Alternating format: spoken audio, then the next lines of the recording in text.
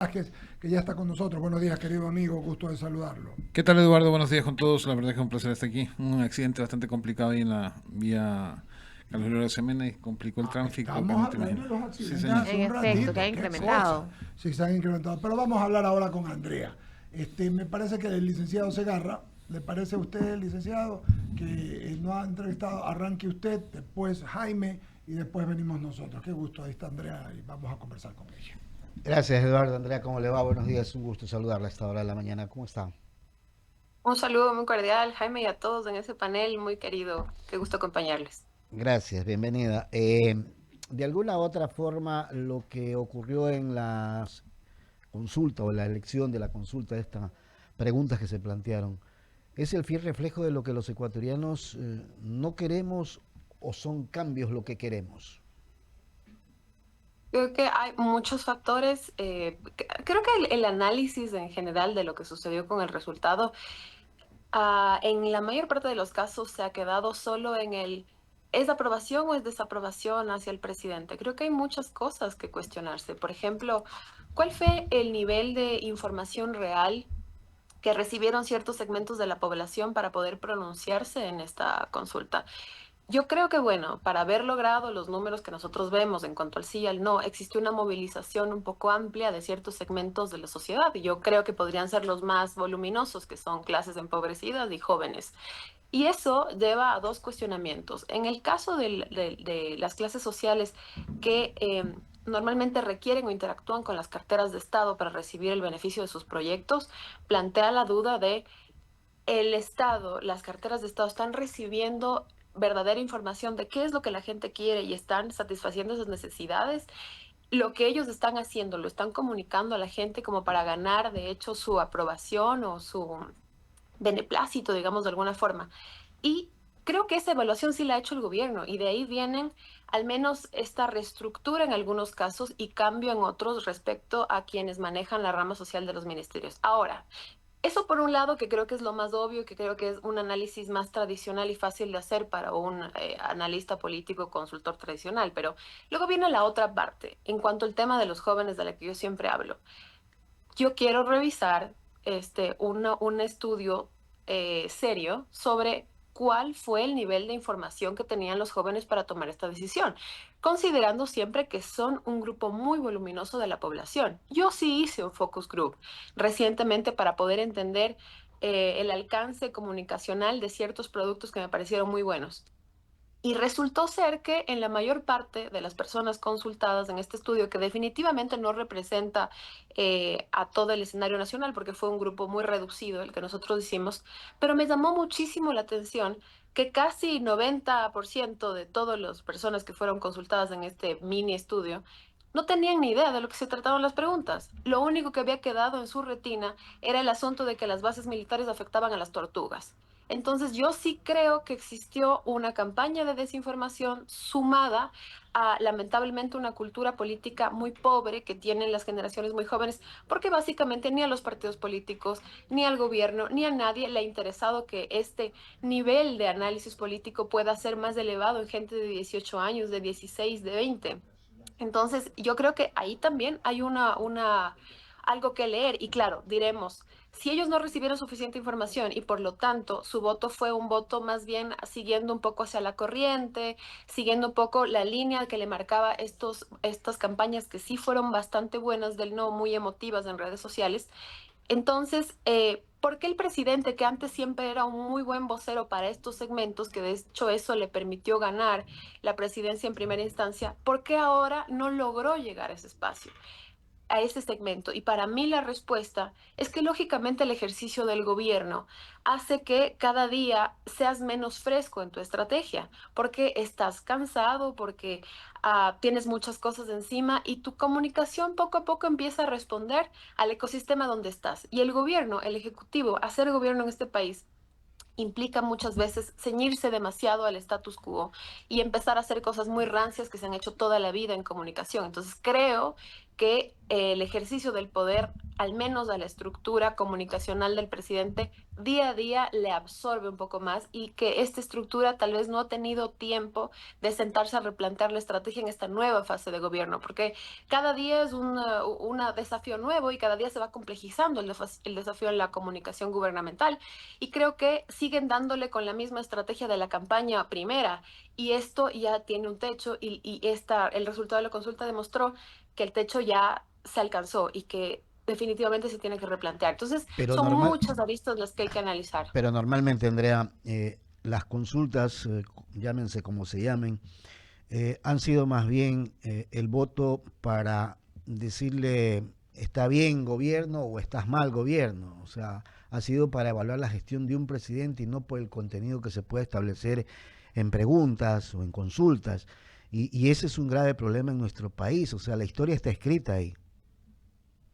Para empezar, yo creo que esta premisa es extremadamente triste, Ujú. que en nuestro país la oportunidad de ser consultados es un ejercicio democrático. Para empezar, ni siquiera debería sorprendernos un resultado que sea antagónico a la pretensión del gobierno. Se consulta a la gente precisamente para saber qué es lo que ellos opinan sobre lo que se está consultando y la respuesta puede ser positiva o negativa. Ujú. Entonces, la consulta es un verdadero espacio de pronunciarse sobre los temas que nos están consultando, que además, desde mi perspectiva, eran temas extremadamente importantes para el país, empezando por el asunto de bases extranjeras.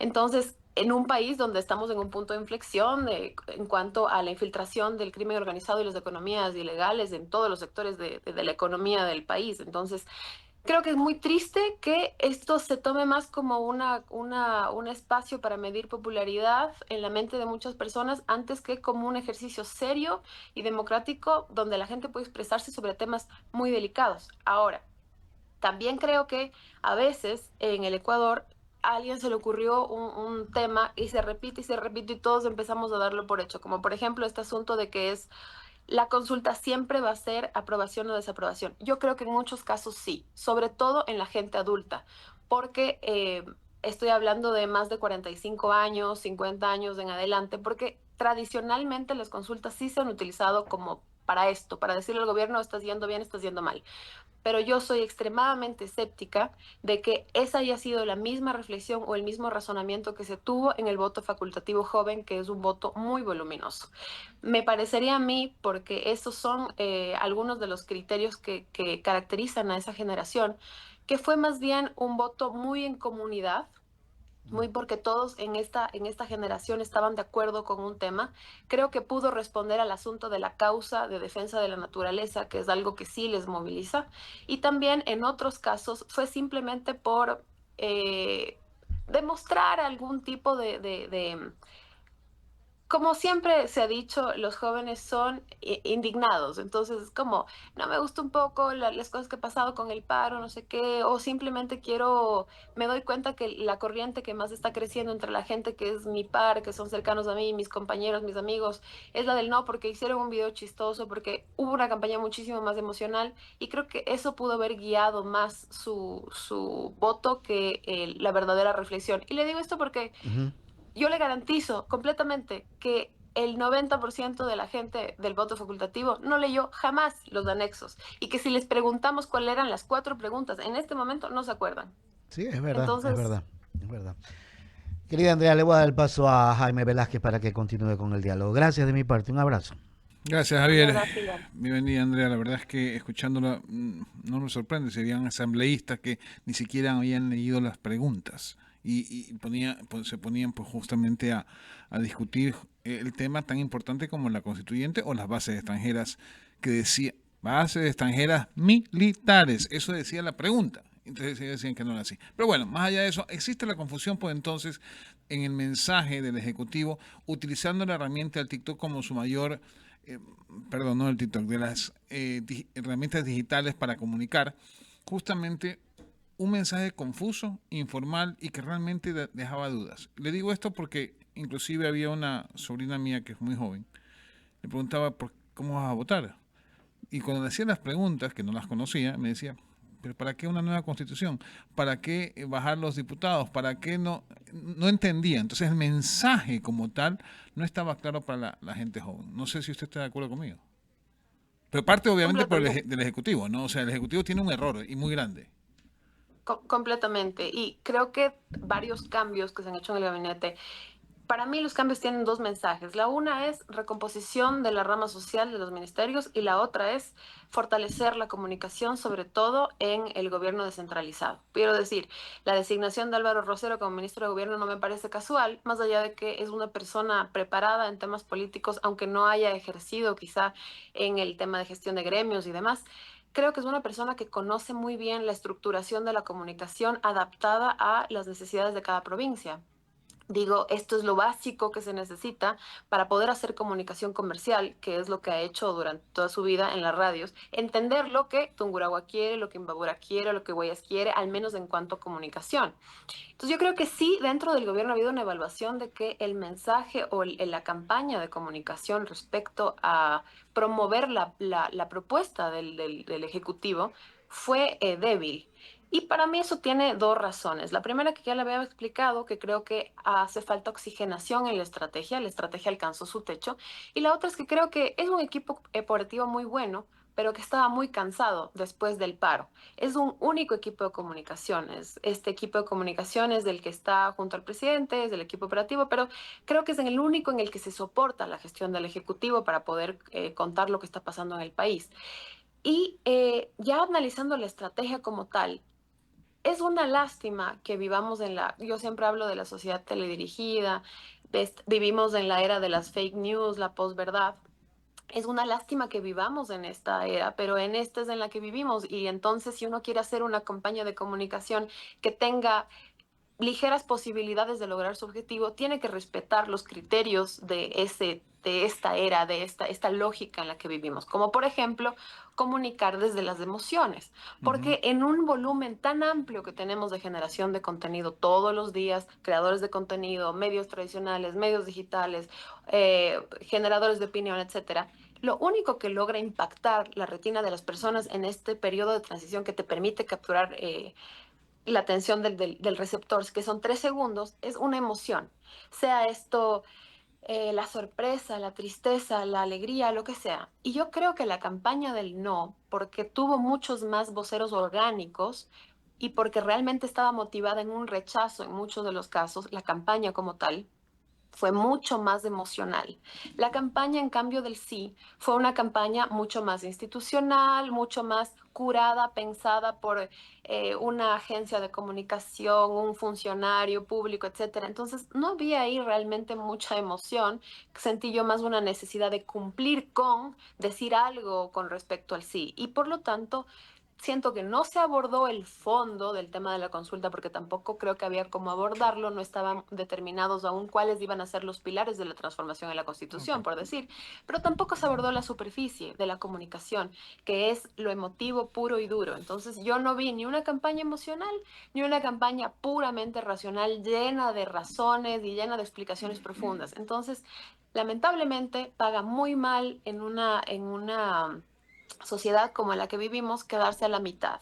Ni ser el experto, ni ser tampoco el súper emotivo, porque Ujú. no hay razón por la que una persona se quedaría atada a esa comunicación. Entonces, no sé si esta reflexión se haya hecho hasta a esta profundidad, pero estoy segura de que al menos existe una reflexión inicial sobre nuestra estrategia de comunicación ha alcanzado su límite y tiene que ser oxigenada y veo por ahí algunos cambios también en Y gabinete. eso justamente era la siguiente pregunta donde iba. Con el mensaje tan contundente, en qué momento, o mejor dicho, los cambios que se han realizado en estos momentos, son realmente el cambio que necesita o es, porque mucha gente lo que está diciendo es un reciclaje, más allá que hay dos caras nuevas o tres, y el resto pues son los mismos en diferentes puestos.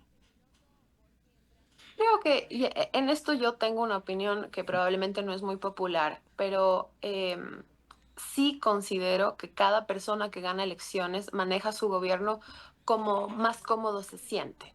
Yo creo que el presidente tiene un estilo de gerencia que privilegia siempre la lealtad por sobre otras cosas. Y es un equipo que él ya ha probado. Recordemos que el puesto, los cargos de ministros, son cargos de lealtad. Por lo tanto, son cargos de confianza. Ujú. Entonces, él va a poner personas ahí con las que se sienta más cómodo y seguramente con las personas que están en su gabinete. Ya ha desarrollado mecanismos de trabajo, fórmulas de comunicación internas, etcétera, que es un camino recorrido, es una curva de aprendizaje que entendería yo no quiere perder. Ahora, tampoco creo que los vaya a conservar, como buena persona que viene del sector privado, tampoco creo que los vaya a conservar si definitivamente en ese cambio tampoco le dan resultados. Pero creo que me parece una estrategia eficiente para probar un cambio, es decir, pasarle de aquí a allá y ver si así me funciona, mientras probablemente evalúo cuadros durante el tiempo que dura este periodo de prueba en el nuevo espacio. Es lo que muchas personas en el privado, entiendo, harían. Conversé esto ayer con alguien que tiene una mentalidad como muy, muy corporativa y me dijo, mira, es lo que yo haría de cierta forma si es que habría visto capacidades para o talentos para desempeñarse en el otro espacio mientras mido cuadros nuevos y hago los reemplazos definitivos. Entonces creo que es un estilo de gerencia, creo que tiene derecho a hacerlo y creo que más allá de que todos, siempre que cosas como estas pasan, todos los analistas tenemos la luz. Tiene que ir para la derecha, tiene que ir para la izquierda. Si el presidente se dedicara a escuchar todo lo que todos decimos todos los días, realmente creo que el gobierno estaría todavía más conflictuado. No es, o una corporación no es lo mismo que manejar un país, mi querida Andrea. Pero vamos a ver qué sucede. Le voy a dar paso a Mauricio 100%. Salem, que está con más preguntas para usted. Adelante, Mauricio. Gracias, Jaime. Andrea, qué gusto poder conversar en este espacio con una persona que definitivamente es muy criteriosa en estos temas. Y yo tengo una inquietud. Como decía Jaime, uno de los errores que algunos presidentes, y para ser concreto el anterior, cometió fue justamente tratar de manejarse como que estuviera en la empresa privada. Y sabemos tú y yo que la parte pública es totalmente diferente, funciona totalmente diferente y tiene actores totalmente y mentalmente distintos.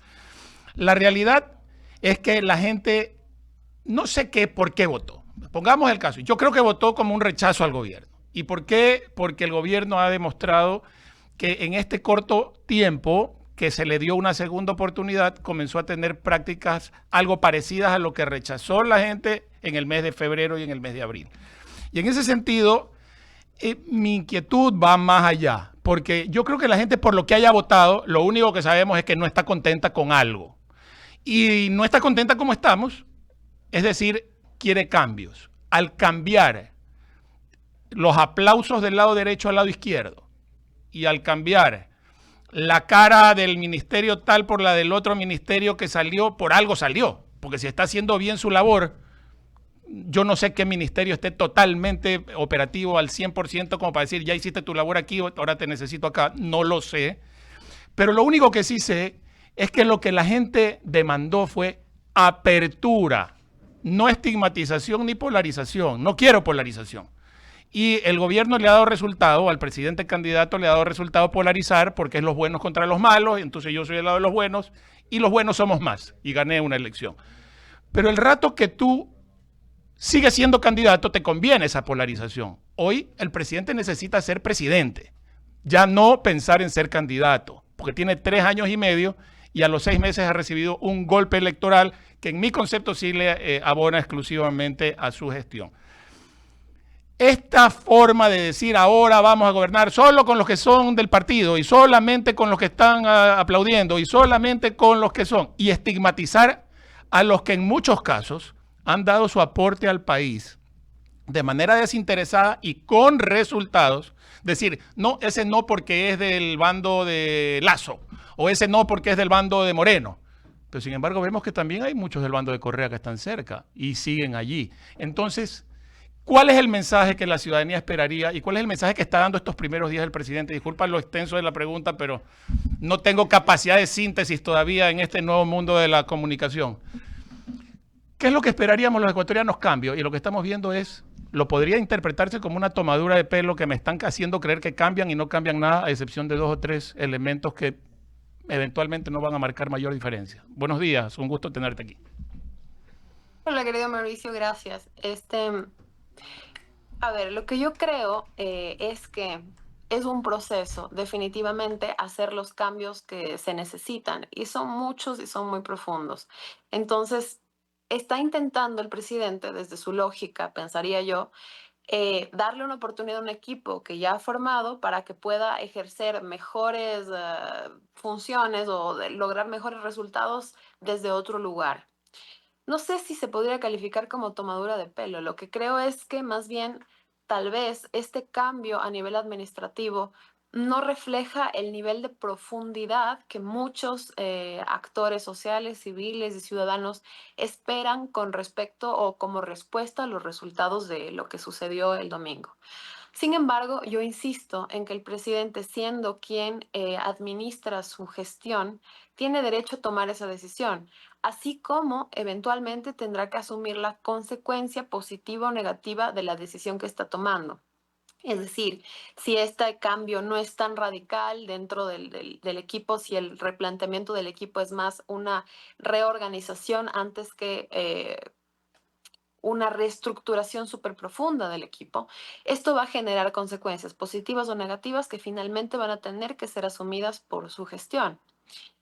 Eso lo veo en primera instancia. Ahora, yo creo que fue también aquí en I99 hace un tiempo, hice una reflexión sobre que el mayor atributo que tenía el presidente, su proyecto político y su campaña, era también su mayor debilidad, y al revés de Luisa el mismo asunto, que era todo este asunto de la nueva política, entender la nueva política, la nueva comunicación, la gente joven, etcétera. Ese que era su mayor atributo del presidente también era su mayor debilidad, porque en este país a veces necesitas de entender, no a veces, todo el tiempo, necesitas también entender el territorio profundo y la política como tradicionalmente se ha hecho. Es decir, todavía no estamos, si bien las generaciones más jóvenes representan más del 50% de la población, todavía tienes un volumen muy amplio de la población que representa a otro tiempo y que hace la política de una forma distinta. Entonces, yo veo en los resultados que sigue existiendo la misma debilidad que existió en campaña. Y recuerdo que lo hablábamos sobre la debilidad territorial que tenía el movimiento del presidente y la estructura de campaña del presidente en ese tiempo para llegar a la profundidad, hacer acuerdos en cada territorio, etcétera, mientras que el correísmo tenía sus estructuras territoriales clásicas tan robustas y demás. En los resultados, si vemos el mapa, que es literalmente un caso de estudio, los resultados de la consulta, donde solo Tungurahua sale marcada y todo el resto del país está en otro color, ahí claramente hay una deficiencia territorial muy compleja. Entonces, para mí, la gran deficiencia, más allá de los cuadros que ocupen los ministerios, hay un asunto transversal de base que es la dificultad para entender lo que quiere el territorio en su profundidad. Y esto, así como quizá a las generaciones más jóvenes se les hace más fácil entender la lógica algorítmica de cómo funciona la nueva comunicación en formatos verticales y de videos cortos, de alguna forma a la política tradicional, es decir, a la gente que ha hecho política durante muchos años en este país, se le hace mucho más sencillo entender cómo se tienen que manejar los territorios o cómo se tienen que hacer escuchas eficientes dentro de los territorios que luego generan resultados de gobernabilidad positivos.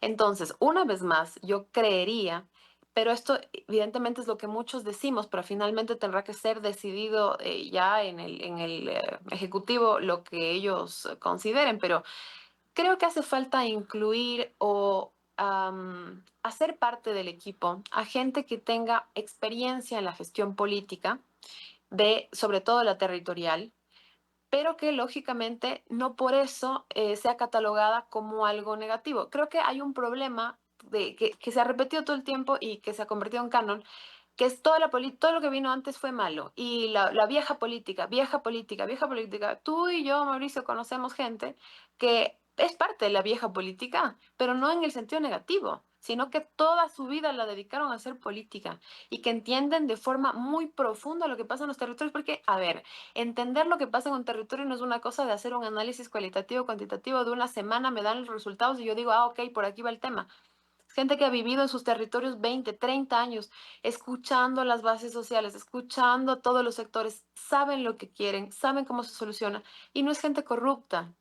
Es gente muchas veces que ha hecho política toda la vida y que lo ha hecho de corazón porque quiere transformar este país. Entonces creo que hay que analizar hasta qué punto la narrativa de la vieja política, nueva política, le puede estar pasando una factura y debilitando la estructura de gobierno del Ejecutivo.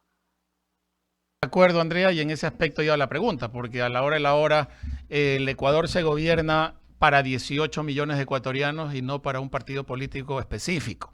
A la final, como decía yo, Diosito es ecuatoriano y lo hemos venido diciendo siempre. Y a la final nos libró de algún problema mayor y por eso fueron los resultados del domingo. Porque como vemos de lado y lado las cosas, y eran las eventuales dos fuerzas políticas que iban a ir a esa asamblea constituyente, cuidado, de allí salía un feto con 3 brazos y 8 piernas, pues no, y era un problema, exacto. Entonces a la final nos libramos de algo, pero lo que tú dices es muy cierto. Aquí, si no se escucha la voz de las urnas y no se abre el panorama, y no digo para que llevar a los de los grupos de delincuencia organizada a gobernar, sino a quienes en su momento han servido al país y dieron resultado de cualquier tendencia que sea, incluso de la izquierda. Porque acordémonos, en la época de Rodrigo Borja nombró a Plutarco Naranjo ministro de Salud y era del Partido Socialista y todo el mundo se le vino encima y fue el ministro, creo, uno de los pocos que duró 4 años, ¿no? Además, un extraordinario médico. Exacto. Entonces, en todas las tendencias, por más que ideológicamente seamos diferentes, hay muy buenos cerebros que pueden aportarle al país y te pueden dar otra visión. Cuidado, y esto más bien nos radicaliza, y esa era mi preocupación, que esto sirva más bien para radicalizar las posiciones y no se escuche. Y el problema, lo que tú indicas, claro, el presidente tendrá que asumir las consecuencias de sus actos. El problema es que nos va arrastrando a todos los ecuatorianos a ese resultado que al final del día nos va a ir retrasando más, y el Ecuador no puede esperar porque tiene una seguridad social con problemas, tiene un sistema de salud con problemas, tiene un sistema de obra pública y de carreteras y de infraestructura con problemas, y de inversión privada que no puede venir porque la misma Constitución te pone esas trabas. Entonces, esas son las cosas que hay que ir diseñando, y con opiniones como la que buenamente podemos hacer desde estos espacios, como la tuya, que es muy valiosa también, y como la de muchos ecuatorianos que podemos decir lo que pensamos, es lo que se necesita que todos aportemos, porque todos queremos vivir en una sociedad en paz. Y en ese sentido yo creo que es importante que los oídos se abran un poco, ¿verdad? La mente se abra un poco y se cierre ese ímpetu de que todo lo nuevo es bueno y todo lo viejo es malo. Siempre será un gusto, mi querida Andrea, poder dialogar contigo, y espero que estos espacios sean un poco más recurrentes para poder ampliar un poco el panorama de lo que ocurre en el país. Un abrazo, y Cecilia tiene más inquietudes para ti. Andrea, ¿cómo estás? Qué gusto saludarte. Al principio de la entrevista comenzaste comentándonos que había mucha desinformación por parte de la gente. Jaime acotó que también era por parte del Ejecutivo. Por ejemplo, mencionaste que las personas decían que solo protegen las tortugas, pero fue el presidente quien dijo Baltra. Entonces, eso generó un nivel de desinformación también, o ambigüedad. Y actualmente continúan pasando cosas. Por ejemplo, la vicepresidenta que asume pues nuevas funciones también. En un video hice público que va a hacer un informe, que está pidiendo un informe para el abastecimiento de medicinas, entre otras cosas, a lo cual un ciudadano médico le responde y le dice, o sea, no sé, vicepresidenta, ministra, actualmente todos los médicos hacemos eso, o sea, no hay que pedir un informe porque el informe está, todos los médicos hacemos eso como parte de nuestro trabajo. Usted no lo conoce porque no tiene por qué conocerlo, porque no domina el área. Es una crítica ciudadana pidiéndole, y ojo, no es una pelea, porque no es que dicen que ella no está a la altura, por ejemplo, de la vicepresidencia, pero sí hacen esta diferencia con que el tema de la administración de salud debería estar ocupado por una persona que domine el tema, y justamente los médicos, como los pacientes, son aquellos que se percatan de todas las falencias que existen en el sistema de salud. ¿A qué quiero ir con esto? Que la gente no está tan desinformada como pareciera. Es más, me atrevo a decir que la oposición en esta ocasión ha sido la frustración ciudadana, de creer que son desinformados, de creer que son tratados de tontos, pero en el día a día son aquellos los que se dan cuenta y hacen este reclamo. ¿Cómo el gobierno puede realmente, con cambios categóricos, enfrentar esas críticas? Hola Cecilia, qué gusto saludarte. Bueno, de entrada yo creo que a veces todos en el círculo rojo cometemos el error de la generalización porque vivimos cerca de ciudadanía de alguna forma informada. Esta persona o este médico en particular es una persona informada, tú eres una persona informada y casi la gente que nos rodea en el círculo suelen ser personas informadas sobre temas políticos, pero la realidad del territorio profundo en el Ecuador es otra muy distinta. Y más allá de eso, si es que además de ir al territorio profundo, vamos a sectores generacionalmente o estratos generacionales específicos, como la gente muy, muy joven, o la gente muy adulta que cae con tanta facilidad en fake news, noticias manipuladas, inteligencia artificial. En realidad hay una ilusión de estar informados, pero casualmente suelen ser los más desinformados. Entonces, quisiera decirte con cifras específicas cuánto y quiénes y dónde, pero no hay un estudio serio sobre estos temas. Y hace unos días, en otro programa, me parece que fue una reflexión de don Ramón sobre este asunto, él hablaba de la necesidad de incorporar a la academia dentro del quehacer político de alguna forma, guiando la gestión gubernamental. Y a mí me parece eso algo fundamental. No deberíamos hablar en supuestos con respecto a esto, no deberíamos hablar sobre quién está desinformado, por qué, dónde y cuándo, sino que deberíamos tener datos reales sobre cuáles son las campañas más efectivas, las menos efectivas, y no tanto como para mejorar las estrategias de publicidad y marketing en la comunicación, sino porque la comunicación tiene un fin fundamental que es informarle a la gente sobre las oportunidades que el gobierno le brinda, sobre los beneficios de lo que el gobierno está haciendo, y al mismo tiempo tiene la capacidad de retroalimentar al gobierno de lo que la gente necesita o de lo que la gente está pidiendo que se haga. Entonces, me parece que hablamos muy lindo los analistas, los consultores, los estrategas, los asesores políticos, pero casi siempre desde nuestro sentido común y muy pocos, por no decir ninguno, con datos reales sobre qué es lo que pasa en el país. Entonces, al final son elucubraciones bien intencionadas, pero elucubraciones sobre, por ejemplo, en este caso, qué tan informada está o no la ciudadanía.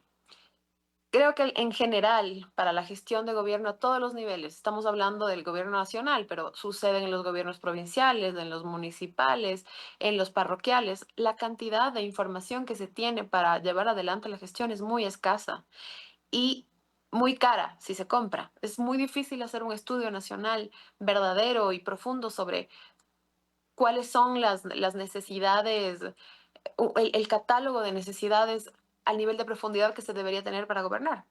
Y creo que ahí la academia podría ser un valor agregado muy importante para mejorar esa gestión. Ahora, con respecto al tema de la vicepresidenta, yo creería que, como le he dicho ya en esta entrevista, es un proceso de transición, las modificaciones que el gobierno está haciendo, porque ese es su estilo de gestión. Seguramente con otro presidente en otro gobierno hubiéramos tenido unos cambios muy radicales de entra el uno, sale el otro y probablemente en el ministerio hubiera entrado probablemente un médico y ya estaría posicionado, pero por alguna razón este es el criterio que el presidente ha tenido.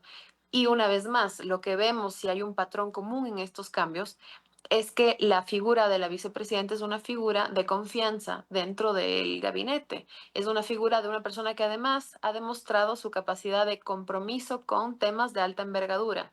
Recordemos que ella fue quien estuvo fundamentalmente dirigiendo toda la estrategia para poder hacer el control de daños en Imbabura con respecto a la eliminación del subsidio. Entonces, no estamos hablando tampoco de una persona que no tenga capacidad de manejar cosas de altísima envergadura. Quizá, lógicamente, el no ser médico sea un asunto que se deba evaluar para ver si es que esta medida debe continuar por mucho más tiempo o no. Pero una vez más, creo que esta decisión responde a un modelo de gestión que tiene el presidente de su equipo y de su gobierno y que de alguna forma tiene derecho a tenerla, pero como habíamos dicho con Mauricio hace un momento, también habrá la obligación luego de asumir las consecuencias. Igual, la cartera de salud es una cartera muy compleja, con problemas de muchísimo tiempo y estructurales. Entonces, no sé si al final la resolución de este asunto va a depender de quién lo encabece, sino de una decisión muy profunda y seria de poner un task force para manejar el tema de salud. Ni siquiera creo que teniendo el mejor ministro del mundo podríamos tener las soluciones que esperamos en salud. Para solucionar asuntos como el de la salud y otros que son históricamente complejos en este país, se requeriría, me parece a mí, un equipo especialmente capacitado y un equipo muy completo para poder sacar adelante esa cartera. Gracias, Andrea. Eduardo, por favor. Andrea, escuchándote y cuando hablabas en primera instancia de la generación Z y X, me vuelvo a recordar de Agustín Laje en su libro Generación Idiota. Pues no lo dice despectivamente, sino que dice que la gente mayor quiere adoptar la posición mental de los adolescentes, que no los convence nada, tienen ideas para unas cosas, para otras cosas, y realmente hacía un resumen mental y decía, mucho de esto pasó. Pero ya lo que pasó, pasó. Ya terminamos, o sea, y hoy día, nuevamente, ya 4 días de haber perdido la elección, de parte del gobierno, todavía, como decías tú bien, y nosotros creemos que hay camino para adelante. Y uno, aparte de hacer cambios, por ejemplo, en el gobierno yo tengo la mejor impresión de Álvaro Rosero, lo mismo de nuestra amiga, la ministra de Gilda Alcíbar, a quien conozco como una mujer de muchos años, a quien hemos entrevistado, nos ha invitado, una mujer seria, una educadora de verdad. Y yo me imagino que van a seguir viniendo cambios de algún tema de poco a poco. Pero el fundamento del gobierno es que este año que le queda y el próximo tiene para mí, dejemos afuera los pagos que tiene que hacer, porque estoy seguro, conociendo el equipo económico del presidente, que los van a poder, como decimos acá, batear para adelante, bicicletear, si queremos decirlos, los pagos de deuda externa que nos tocaban en el 26. A mí me preocupa, son temas reales, Andrés, de la gente, por decir, el tema de la salud, porque es un tema que golpea durísimo. Ya nosotros todos, con el favor de Dios, podemos prescindir de esos servicios, aunque estemos afiliados al Seguro Social o no, pero la gente más humilde no puede. Y los que no tienen esos en el Ministerio de Salud tampoco. Entonces hay que hacer, yo entiendo que el paso de llevar a la vicepresidenta tiene 2 opciones. La una es salir del paso porque no tienes gente de pronto en ese momento que se te ocurra que quiera el puesto, pero sí los hay que buscarlos. Y segundo, porque ella ha tenido mucho trabajo en la actividad social. La vicepresidenta es una mujer con mucha actividad social. Tienes que arreglar otras cosas. La gente se fastidia, por no decir una palabra bien guayaquileña que es malcriada, pero no es vulgar, pero se cabrea. Acá decimos eso, y esa es una palabra que no se dice normalmente, que no tenga cédulas, que no puedas sacar licencias, que no puedas matricular el carro, que ya te estén dando nuevamente papelitos en vez de las placas. Cosas sencillas que yo creo que con un poquito de decisión las va a sacar adelante. Y en lo macro, conseguir inversión con los TLCs que está funcionando, con los convenios, para generar empleo, prosperidad, trabajo, armonía. Yo digo, esto siempre es tejido social. Pero para eso necesita un equipo, el presidente, Andrea, que quite los grupos que siempre los rodean a los presidentes y que pueda tener realidades diferentes. Por eso pensaba yo, y esta es mi pregunta después de hacer el análisis, que quizás buscar un ministro o 2 ministros que representen sectores, no sé cuál, por decirles, lo han puesto al señor Vega, que es zamorano. A mí nunca me gustó como ministro de Finanzas, me pareció un contador más que un ministro, de esos contadores, ya, pero es zamorano, ok. Pero en otros ministerios que representen a otros grupos que puedan a su vez abrirle las posibilidades para escuchar más los problemas de la gente. Yo creo que uno de los temas es que el presidente sí va a la calle, sí está, pero lo rodean y necesita escuchar a la gente, más que solamente a al grupo de siempre, sino que escuche. ¿No le parece, Andreita? Eduardo, qué gusto saludarte para De igual empezar. manera para mí. Tiempos. Tiempos. Estoy completamente de acuerdo con la reflexión y insisto en lo que hablábamos con Mauricio sobre que le pasa factura a la gestión gubernamental del presidente el asunto de la nueva política. Entonces, esta ha sido una bandera de lucha, uno de los pilares fundamentales de su campaña. Somos lo nuevo, somos lo nuevo, somos lo nuevo. Pero lo que pasa es que en ese equipo tan nuevo, no por falta de capacidad, sino por falta de esos atributos que solo te da la experiencia, a veces podría ser que los conocimientos se queden limitados con respecto a la envergadura de los desafíos que se tiene como gobierno y también al sentido de urgencia. A veces creo que también es muy pesado administrar el sentido de urgencia que tiene el país. Llevamos a un par de gobiernos que no han sido fallidos en absoluto, pero en lo absoluto, digamos, completo, pero sí fueron fallidos en gran parte de los temas y que dejaron muchos asuntos por cubrir, muchos asuntos por tratar. Y toda esa urgencia contenida de años y años de desatención tiene que corregirse. Y esto hace que la gente tenga muy poca paciencia para esperar las curvas naturales de aprendizaje. Entonces, este es un gobierno que tiene casi, vamos a hacer 6 meses de gestión aproximadamente, empezó en mayo y ha pasado por muchas cosas en el proceso. Creo que es natural que esté organizándose, fortaleciéndose, estructurándose, es un proceso, pero claro, lo sentimos como una eternidad porque los problemas que tiene el país son apremiantes y el sentido de urgencia hace que las cosas tengan que suceder de hoy para hoy.